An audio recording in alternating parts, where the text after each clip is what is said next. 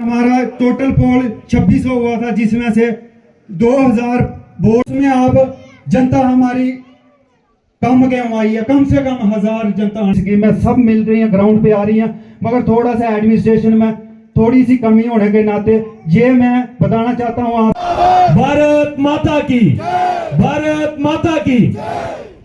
हमारे बीच में हमारे जिला के अध्यक्ष मेरे प्रभारी इंचार्ज श्री पूरन जी जो काम किया है आप सभी बाती जानते हैं। साथियों, मैं आपसे यही निवेदन करना चाहता हूं और मैं ये भी निवेदन हिमाचल के पूर्व मंत्री आदरणीय गोविंद राम ठाकुर जी, हमारे जिला के जहां पर अध्यक्ष श्रीमान राजेश्वर जी जाता था, लेकिन प्रधानमंत्री ने कहा क्योंकि वो यहाँ पर आए हैं, मैं आपके बीच में ज्यादा समय नहीं लूंगा, पर मैं एक दो निवेदन आपसे करना चाहता हूँ।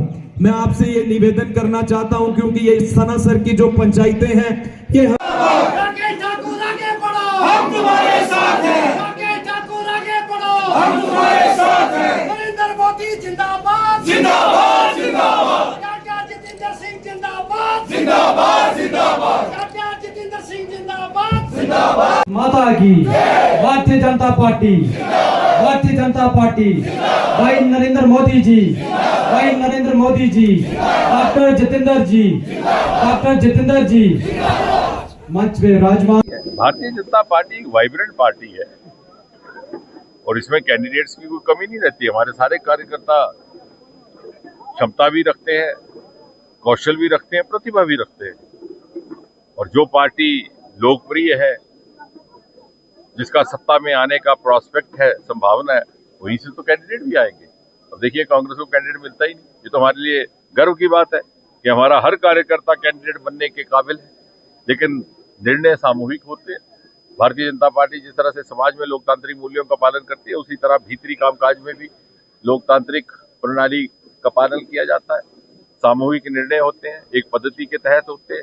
ऐसा नहीं है कि रसोई घर में या खाने के मेज पर माँ बेटा बैठ करके निर्णय करते हो या बाप पिता कहते हो।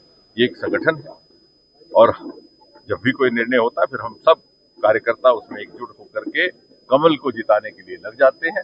और आने वाले वक्त में रामबन से भी भारतीय जनता पार्टी का प्रत्याशी जीत करके असेंबली में जाएगा। हम सब की आवाज, रामबन की आवाज असेंबली में गूंजेगी और मोदी जी का आशीर्वाद होगा। मोदी जी की हिदायतों के तरह अनुकूलता से काम होगा और डबल इंजन से हमारी प्रगति होगी। यहाँ के लोगों ने यह महसूस किया है कि पिछले जो कुछ भी उनके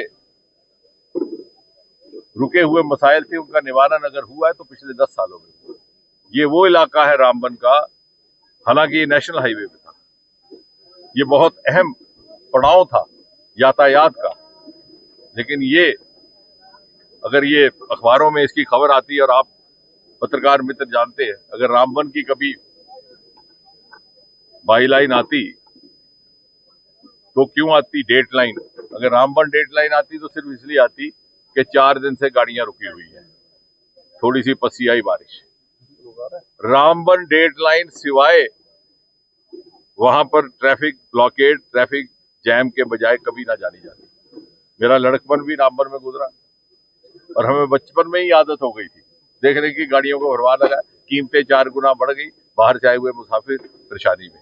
आज देखिए, 1.5-2 घंटे में आप जम्मू से रामबन पहुंचते हैं और रामबन से होते हुए श्रीनगर 5-6 घंटे में। ये सब पिछले 10 सालों में हुआ। मोदी जी ने सड़कों का जाल बिछा दिया। मैत्रा का पुल एक हल्का सा, इतने सालों से उसकी मांग थी, नहीं बन रहा था। एक पुराना पुल था जो आजादी से पहले का, अनसेफ डिक्लेयर कर दिया गया था, उसके ऊपर गाड़ियां चलती रही। आज वहां पर सुरंगें बनी। मुझे लगता है आने वाली पीढ़ी ये भूल भी जाएगी कि क्या पसी होती है और क्यों सड़कें वहां रुक जाती थी। और इस तरह से जो तरक्की का एक आलम शुरू हुआ है, अनेकों प्रोजेक्ट्स लगे हुए, लोगों को रोजगार का जरिया उपलब्ध हो रहा है।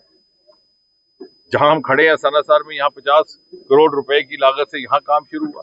ये झील, इसको दरकिनार कर दिया गया था, इसको फिर से रिवाइव किया गया।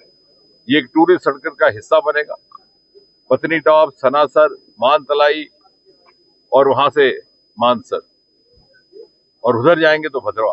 एक इसी लोकसभा कॉन्स्टिट्यूएंसी में हिंदुस्तान का एक बहुत अहम टूरिस्ट सर्किट, टूरिस्ट डेस्टिनेशन विकसित होने वाला है।